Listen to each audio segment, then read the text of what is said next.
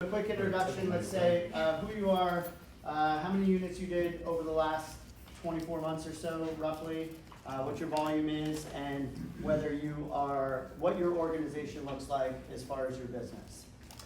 Hello everybody, Mark Nemovitz. Keller Williams has been my first and only stop in my real estate career so far. I think 6 years I've been a realtor, and I want to make sure to say that right. I think last year we did, I don't know, 63 units, and then the year before that was like 55, so we're at 120 in 2 years. Nice. So. And you said we, so who else is part of your Me organization? and my wife Caitlin, so we're a combo team.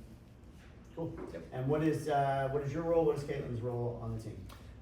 She does pretty much the admin, paperwork side of things, leaves me free to make calls, connect with people, form relationships, do what we gotta do to do real estate. Perfect. Miss Renee. Hi guys, I'm Renee Shane.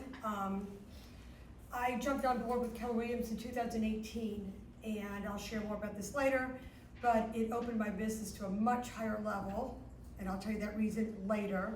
But I'm selling about 50 homes a year, about 16 million a year, literally because I came to KW. And now I have the light of my life, Miss Natalia Hatfield, working with me, who is helping me grow it even higher. And we'll talk more about that later too. Mr. I've Caleb. been here for a while. My name is Caleb Rochiers. I do about 35 units a year in production. What were the other questions? I'm gonna be honest with you. What's your organization look like? So it's just you right now. Yeah, it's just me running this rodeo show, to be honest with you. And I'm a single dad, 2 kids. Yeah. So full time. So. Miss Brooke. Hi guys, I'm Brooke Harris. I came here, I guess, the very beginning of 2021. I was at a different brokerage before, and I was also a full-time history teacher for high school for my first 2 years in real estate, and it got to the point where I had to make a decision because I couldn't do both anymore. COVID kind of helped ease me out of that as well, so that was good, kind of gave me the nudge that I needed. And then I came over to KW, and my business like more than doubled. So for 2021, it was close to 60 transactions and like 15 million in volume, and that was just me. And I finally hired on like a transaction coordinator so that I could actually sleep at night.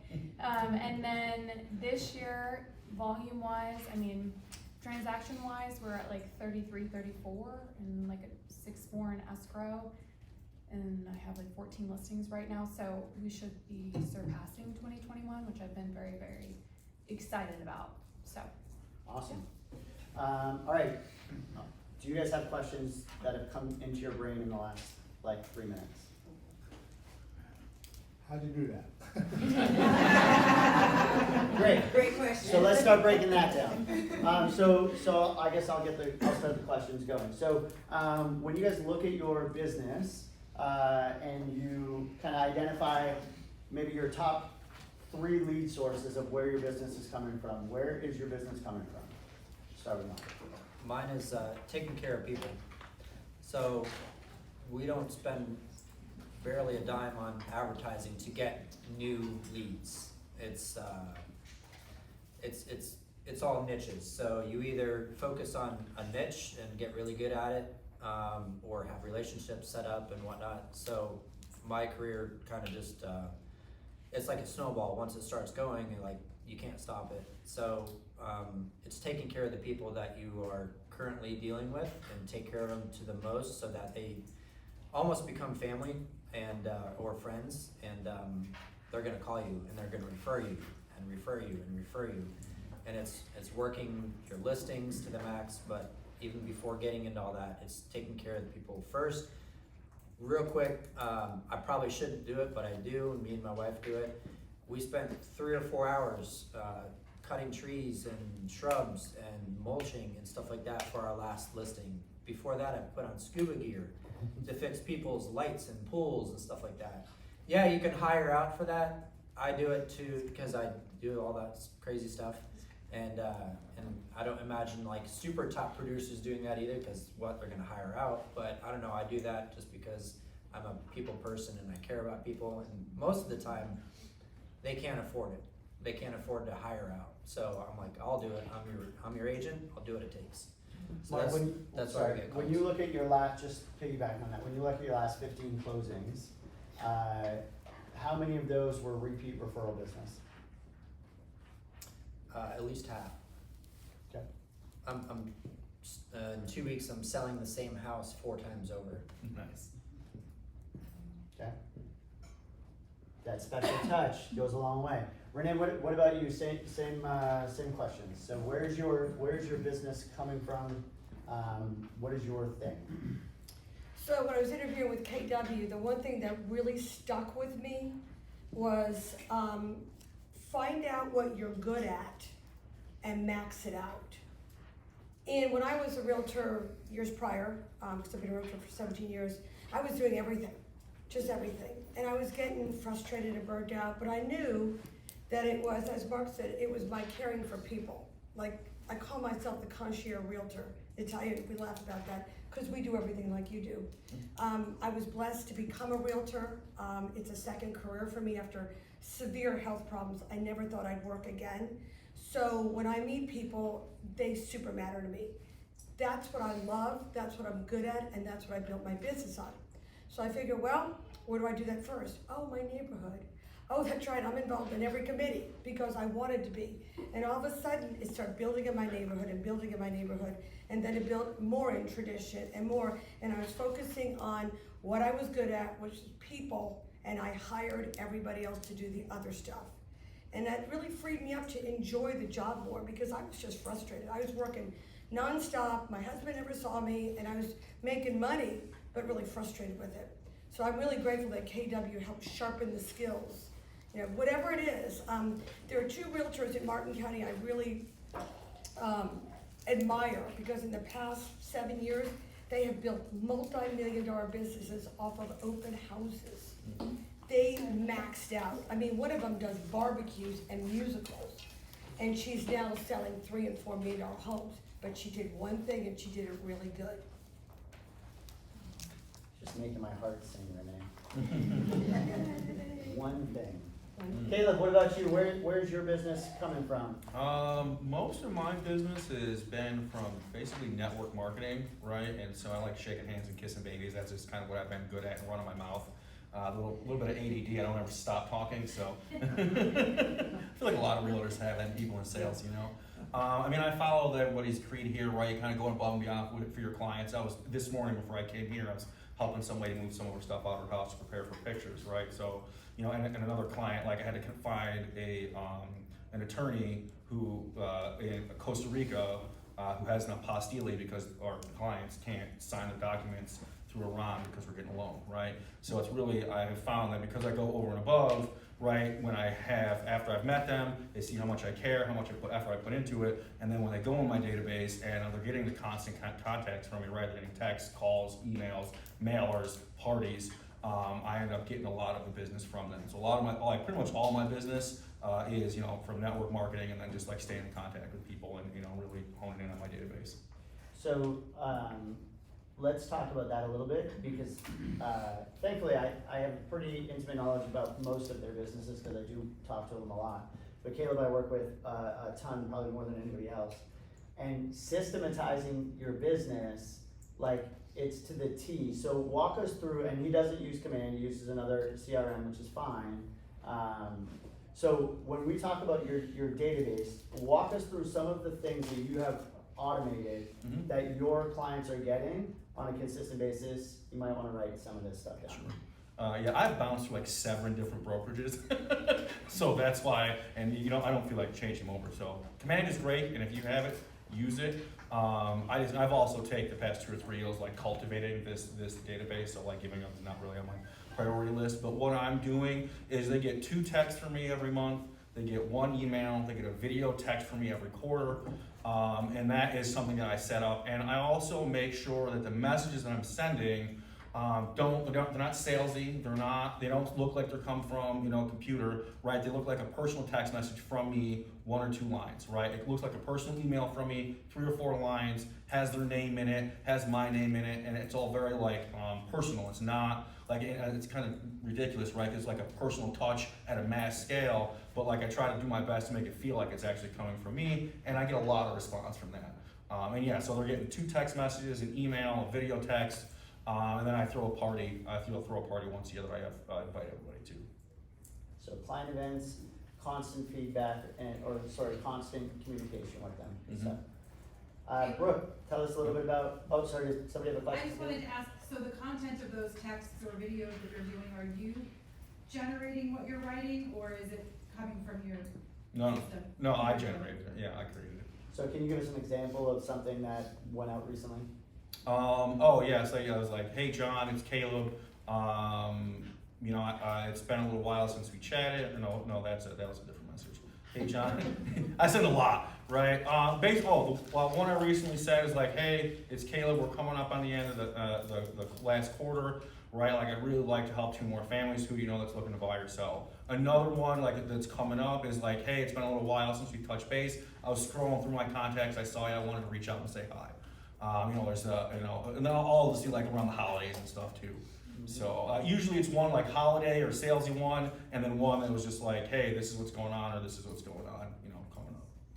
So all of that can be done in any CRM that you're using, Command as well. So you could send out, if you've got Twilio attached to your account. Now here's the problem with Twilio, is like you guys get random text messages from me that aren't actually me.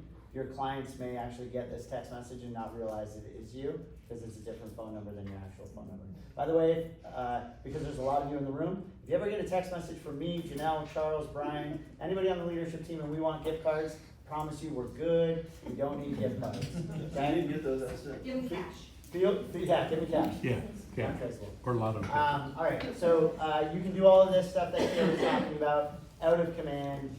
Caitlin can show you how to do it. We can run a class. It's very, very simple to make your contact's name show up and to say, hey Caleb, write your message, and then it's from Anthony. Okay.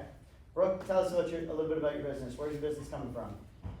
Well, my business is coming from, I have a lot of referrals now because I've been in the business a little over 5 years, so it's made a substantial difference. Like I used to pretty much just only represent buyers, and the reason that I've done a lot better this year was all of a sudden it was kind of the flip of that, and the majority of my business has been all listings. I barely had any buyers, which has been kind of very strange for me, but I'm not going to complain about it because that's what you always want. But the biggest thing for me, I think that is super important with getting that as well, is your personal branding. Like your personal brand is what's going to set you apart from every other realtor. I mean, like out of the United States, every single person knows at least 12 other realtors, and in Port St. Lucie, I'm sure it's even more than that, right? And a lot of people, it's like part-time, they like sell barely, 0 to 3 homes a year. Like what's going to make you stand out and you are different in the realtor that they should hire? So I think that it's super important for your personal brand, for that to be consistent with your social media, your marketing materials, and your interactions with other people. So like social media is a big one for me. There's so many different options for you to use today, and I think that you just need to use one that makes sense to you and like actually be consistent with it. I mean, Facebook, I'm not as good on Facebook. I still post on it, but like my main one is Instagram, and of course you have TikTok, which I'm trying to get better at because those are like the kids that are growing up. They are gonna follow you on TikTok, and then they're gonna be like, they know their parents want to sell their house or buy a house. They'll be like, oh my gosh, what about this person? I follow them on TikTok. Look at all the stuff that they post. So that's gonna become more popular. I'm just not as good on it yet. So, but Instagram is, or whatever you want to use, but stories delete in 24 hours. So like actually being on there every single day, you're staying top of mind. So you're essentially brainwashing people to know that you're a realtor and to think of you immediately.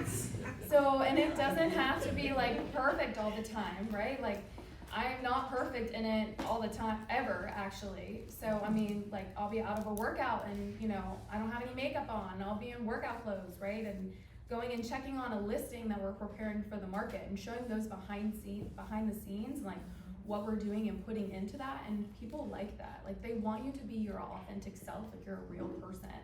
And like what I've found from that is that, the majority of the time when I go on listing appointments, it's not really like they're interviewing other agents. It's like they're either gonna sell their house and it's gonna be with me, or they're not really gonna sell it, I would say, which is something that's kind of changed. I mean, that's not all of them, but a lot of the time they already know, like, and trust me because they've been seeing all the consistency and everything that's been being posted on social media. And like perception is reality. So I'm not the #1 agent in San Luis County, maybe one day, hopefully that's the goal, right? But to them, they think that I'm close to it. So they already feel like they're with someone that's the best and the most knowledgeable and that's gonna take care of them. So that's really, really, really helped me in my business, and that's what I like to stick to. Questions?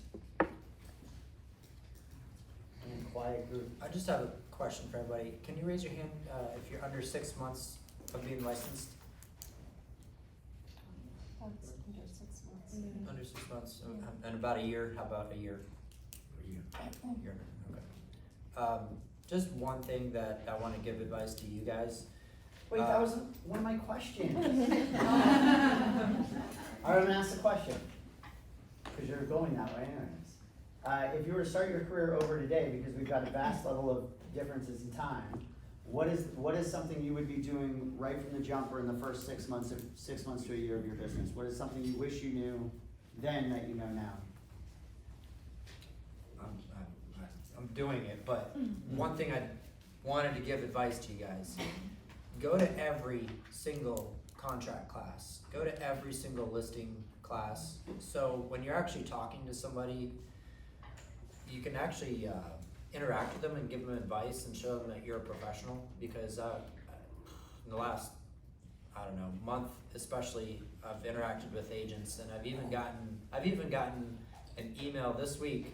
The title's not here anymore, but an agent sent our company a contract that was not even bilateral and didn't even have things filled in, and we're working with these people, but don't be one of those people.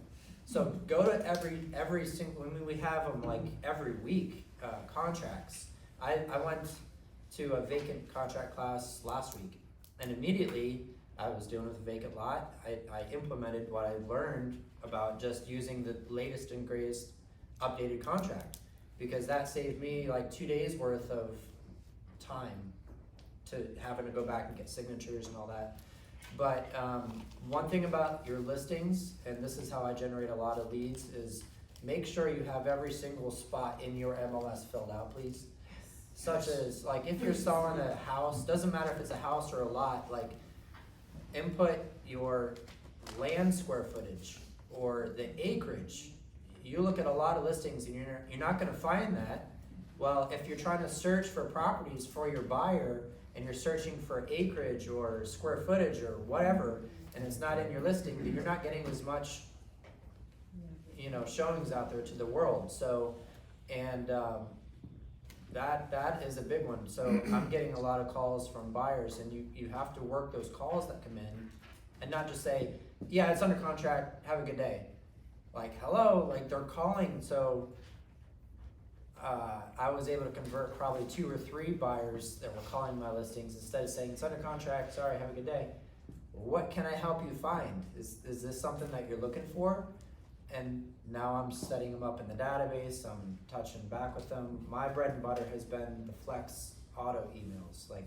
So I like to work listings, but my buyers, I'm setting them up on a custom search. I'm sending them brand new properties every day, or depending on how many emails they want, maybe daily, weekly, whatever. But I've gotten people calling me 2 years later. I don't even know who they are. But hey, you sent me that listing. Oh, cool, Joe. It's because of the Flex auto email subscriptions. If you're not in, and no matter what brokerage you're in, we all use Flex. So get used to using the subscriptions. And I have it customized so much so as, all right, say if these homes aren't working for you, let's talk new construction. And I have a link in the bottom of those auto emails, link to my website explaining new construction, because people don't know maybe that's an option. And 2 years ago, I think I did 20 new homes just because of that. So how do you put a link inside of the Flex email unless you just?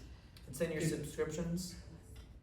So you do your search, you save your search. Brian, write that down, that's a class that Dawn needs to attend. You got it? And probably a bunch of other people, we're not gonna get into teaching people how to use Yeah. LMS. So on that Sorry, Don. I have new We can construction, teach it. I've got, click here for my app, and then I also have another link if you need to get pre-qualified.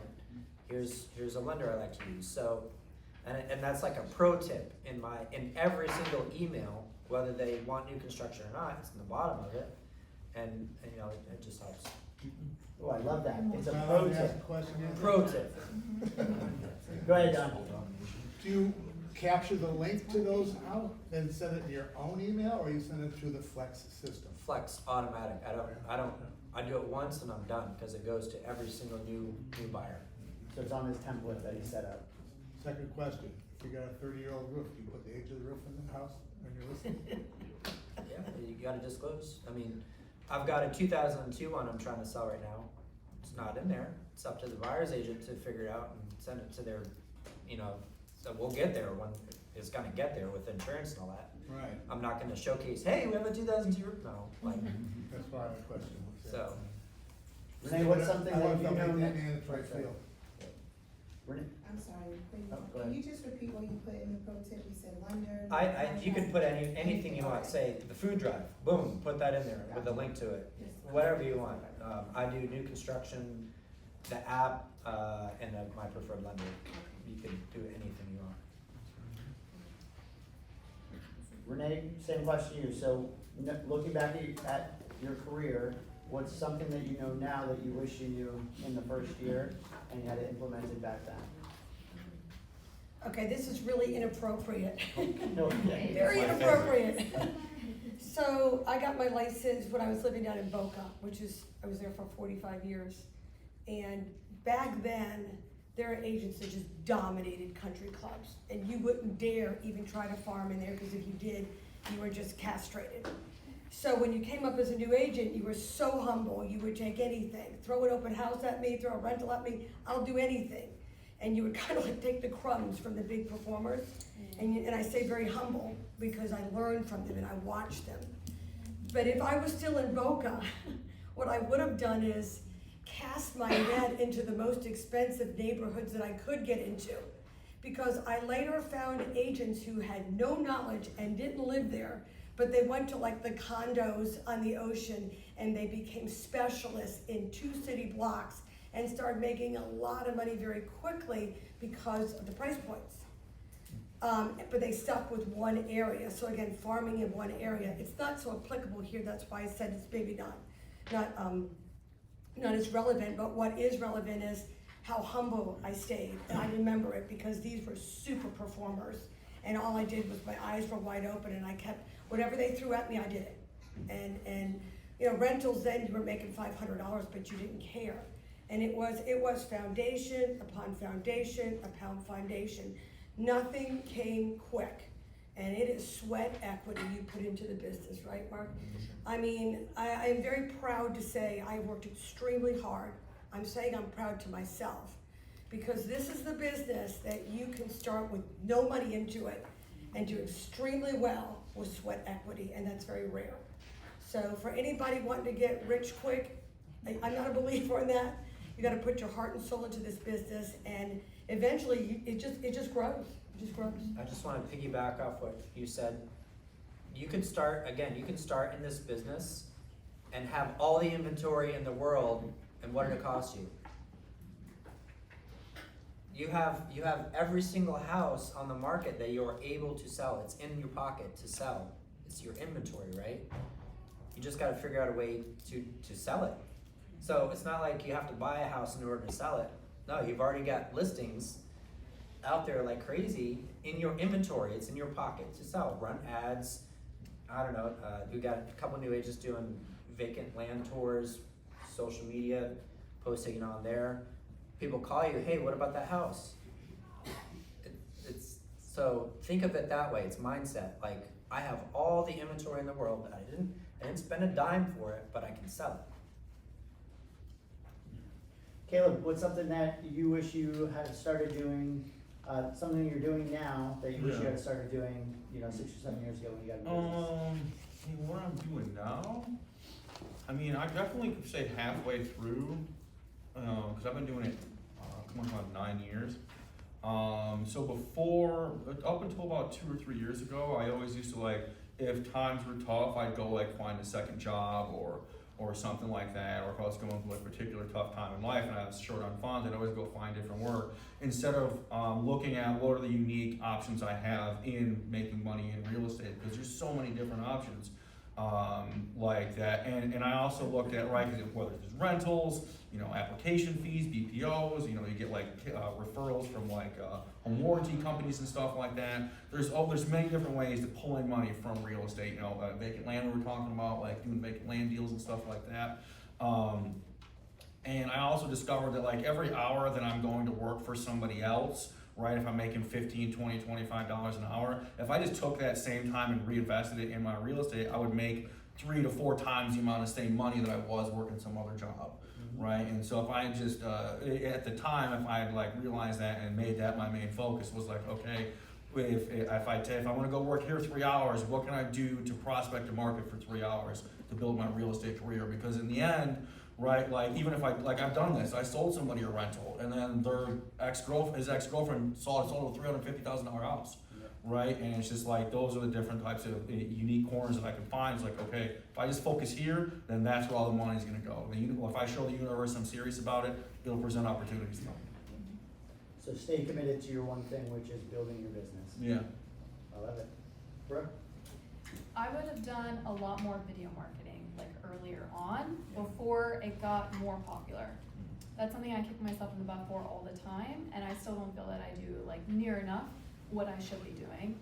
But I just think that that is the way that the world is going. Like a lot of big companies and stuff, they're gonna own their own, they're gonna have to have like a video production company within that company, and that's the way that advertising is. So, and again, like you just need to be authentic, and you also don't need to worry about it being like perfectly curated, because I just see like a lot of videos, things that go viral on TikTok or whatever, they're never perfect. Some of them are like, why would anybody ever watch this? This is horrible, right? But it doesn't matter, it got all of the views.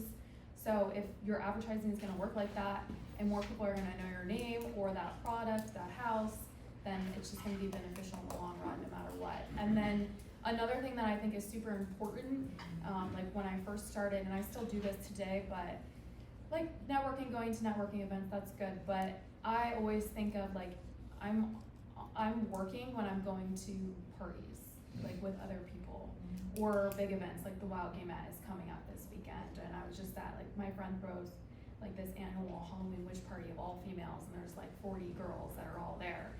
You know, like I'm not really drinking at those events. I'm like pretending to drink, right? I'm having like one drink, but really like my goal when I am there is to make sure that I know every single person there by the end of the night, right? Like I want to know their names if they don't already know me, and then still like touching and talking to the other ladies that I already do know and asking them specific questions about themselves, their lives, where are they at. I'm not talking about myself at all. Like you just want to pull out all that information about them, and because people always remember like how you made them feel when you were around them, right? And people love to talk about themselves. So it's really easy to get people to talk about themselves, you know, so that's a big one for me. So I'm essentially working on that Saturday night. Yes, sir? Can I piggyback off you? You made a great point about videos. I wish I did that since day one. So much more. Prime example, so I do a lot of referrals out of state as well. I tried to sell my parents' farm during COVID, right before COVID in Pennsylvania. They have a 120-acre farm, so I went up there. I wanted to maybe help them sell it. I did a drone work and put a nice video together, put it on YouTube. I got a call this week from a guy who wanted to buy the farm. I'm like, no, it's off market. It was on my YouTube channel though. And hello, it's now a referral. Hey, do you need a farm up there? Let me get you in touch with a KW agent up there. So all week I've been trying to find a good farm person. Got it last night. Need to send him a referral on a $500,000 million referral, 25%. Not too bad. And that's because of a 3-year-old video that I did once It's always there. That's a great point. That's the thing about YouTube. You should be, if you are gonna be doing video marketing, if that's gonna be something that you're doing, you should be setting up a YouTube channel, because YouTube is owned by Google. So when people are Googling things, you're gonna start to pop up. You could look up Ken Pozek out of Orlando. He has mastered this. He's exactly what Brooke just talked about, he's created a production company within his real estate business. He literally says, we are a media company that happens to sell real estate at this point. Right, and on piggyback onto that, so a couple years ago, we were just getting into video. I decided one day my husband and I were gonna become our own videographers. Get my cell phone out and went in front of a listing I had in Vitalian that I was having a hard time selling. And it was so organic and it was so raw. We started at 11, we didn't finish till 5, because I did 20 takes, because I wanted it right. And as we're going through the house, I'm realizing when he's behind me, he's in the picture because of the mirror. Take number 25, okay, don't do it that way, do it this way. And it was my first foray into let's just do it ourselves, right? Cheap, quick, get it on, right? And I thought it was the worst product. I posted it because it was just so granular. I got a call 2 days later from a buyer down in Fort Lauderdale who saw the video, loved it, cracked up at it, because the beginning of it, my voice was, "Hi, my name is Renee Shane. Take number 25. Hi, this is Renee Shane. I've got this listing," right? So you saw the progression going through it, and I was so done with it, but I was gonna post that darn thing. I sold a house, got both sides of the transaction. So to Brooke's point, even if you do something that's kind of fun and goofy, I got both sides of that deal. And I didn't think it was gonna be successful, and it was. Yeah. What did you use as a media? Did you do YouTube? YouTube? Yes, that was on YouTube. It was on YouTube. Yeah, it was. You can be posting it like on all your social media accounts. In YouTube, like instead of doing reels on YouTube, they're called shorts. So you can post it on there. It's gonna be the same, sizing as if you're filming a reel or a TikTok. So I would post them on all of it and just copy and paste whatever your caption is or your hashtags. Yeah, repurpose all of your content. Yeah. So if you're gonna be doing video, you're shooting it for one platform and then you're using it on your YouTube, you're using it on this, you're using it on that. You can download like CapCut, you can take a 10-minute video that you shoot and take little snippets out of it on CapCut in like 30 or 40 minutes, and now you've got reels for Instagram, reels for Face, like just shoot a little bit of content and repurpose it in 5 different ways. Yeah. Love that. Questions from the audience? What's CapCut? CapCut is an app for video editing. Brian, another class. Brian, another class. We are next month gonna be setting up a social media class that I anticipate the room being this full, because There's it's, a lot of social media questions. yes, and then you can pose a lot of the social media questions next month to get ready for the last month of your quarter. Got it. Is there anything that you guys want to, any additional information you want to give or advice that you want to give before we wrap up? And because I know people are hungry and people want to eat ice cream. No? As a new agent, and probably fairly new to Port St. Lucie also, do you suggest for us to do farming in a specific area? If you're new, That's a good word to start. I think that might take some time. Well, it depends, on the neighborhood that you wanna farm. You wanna run the statistics on it and make sure that someone else doesn't already own that, because again, like how it was for Renee back in Boca, if there's a big shot realtor that already lives within the community and is, spending $5,000 a month on marketing, it's not even worth your time, energy, or money. But there are a lot of new communities, especially new construction communities, that people haven't tapped into yet. So that's something that you could look into and kind of brand yourself as being the specialist of that community. I used to live in the Bent Creek community.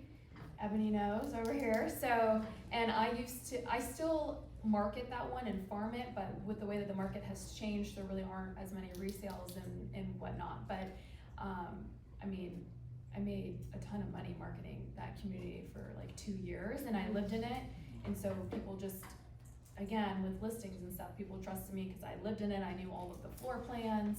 And, you know, I was like, I'm gonna make sure your house sells as high as possible because it's gonna affect the value of my own house because I live on this street. So doing something like that, you know, is definitely beneficial, but you've gotta make sure you run the numbers and that there's not another person already doing it, cause it won't be. So the numbers are this: if you want to farm and you wanna do research, jump on IMAP, take a specific area, let's say there's 1,000 homes in there, you want an 8% transient market, so you want 8% of the houses in your geographic farm to be turning over on a yearly basis, and you want less than 20% market share from any agent.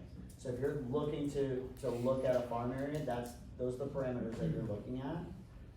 And if you're gonna be farming, I would probably do what Brooke has done, what Renee has done, and like start within where you kind of live so that you're an expert on that area. So real quick, sorry Mike, you keep your thought. I don't do a whole lot of things haphazardly, so I love the question, and I sent the same text message to about 10 people. All of them are running very inexpensive businesses to run. I did that intentionally. Mark, 95% repeat referral business. Renee has dominated and picked a small niche of an area where she just told you she's involved in every single board, every single committee, all of these different things, all of which are free to do and builds relationships, okay? I believe you do farm and stuff as well in there. I do, and Yeah. to your point, I touch them at least once a month, the whole neighborhoods, at least. Yeah. You'll waste your money if you do even less than 6, don't even do it. Don't do it. Rule of thumb on farming, bold rule or bold suggestion is every 3 weeks, cause it feels like once a month. But you get 2 extra mailers per year compared to somebody who's doing it every 4 weeks. Caleb, database driven, very organized with all of his systems. So he's constantly feeding his machine because he's running ads, whether it be for rentals or buyers or listings. And he's got everything automated. So something comes in, he knows where it's placed, and he starts hitting it in a systematic way. He's very disciplined with his calendar. You heard single dad, 2 kids, jiu-jitsu, gym, pickleball, all the things that he wants to do in his life. He's gotta be very organized with his time and disciplined with it because he doesn't have the luxury of working 10, 12 hours a day, because at 3 o'clock he's gotta go pick up the kids, right? So he's boom, boom, boom, boom, boom. And then Brooke is very, very much so, all organic, lots of engagement with 4 peers, and promoting where she lives, via social media and then building out that database. So all of these things, at whatever level you are in your business, can be implemented today. Like, just go do, right? Mike, what was your question? Just kind of segue from what you were talking about, I was gonna ask about if you had tips on becoming more efficient with your time and Are you using a calendar? What a great question, Mark. Yeah, pose that question a few Not as much as I times. should, and, yeah, Time block, personal accountability, just.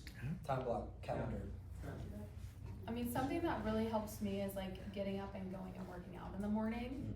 So I feel like I'm structured, but I'm not, like, I don't necessarily time block out things like perfectly in my planner or whatnot, but like to me, mornings are really important, so going to like 8:45 Orange Theory, and then probably getting a coffee so that I can, you know, be fueled on for the day, checking on listings, I'm responding to emails, texts, phone calls, like right after that, because you feel really good, like your endorphins are up, you've worked out, you've sweated, right? And then going home, showering and getting ready for the day and making my appointments mostly for like the afternoon, so that I have that in like, I don't know, I feel like it's a mindset in the morning with getting ready to go, and it keeps my day less stressful as well. I'm like, I can handle anything that's gonna get thrown at me, because lots of transactions going on, there's always little fires everywhere to put out, right? If there were no fires, we wouldn't be in business, because it's like, that's our job, is to solve these problems, so that's what helps me a lot. Okay, you wanna go, Caleb, or, and then Rich? Sure. So, I wanna touch on 2 pieces, right? The one, I wanna make a comment on what you said, about the, like, what should somebody do when they're first starting? Try everything. Cause you have to find what fits for your personality and what fits into your life. right? Like, do you have the budget to farm? Because not everybody has $500, $600, $700 a month that they can go for 6-8 months to farm, right? Do you have the time to go like network marketing, right? Are you good on the phones, right? Are you good at open houses? Me personally, I do great open houses, but I despise them. So that would be, just try everything to find what fits, right? As for efficiency, right? Because that's something that I like really focus on. It's like, okay, what is the most efficient way that I can get things done? And it's really finding what tools I have available, because like I just don't have a lot of time. And so what I like to do is I'll look at things and like, okay, where can I cut the fat?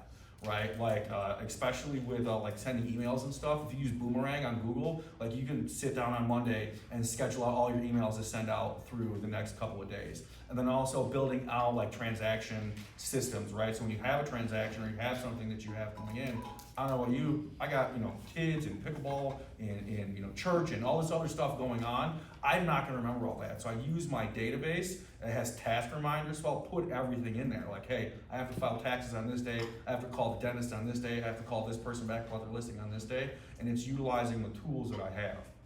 Caleb is so disciplined. If you've looked at my calendar, you've seen all the different colors. Like, he showed me his calendar one day, it stressed me out.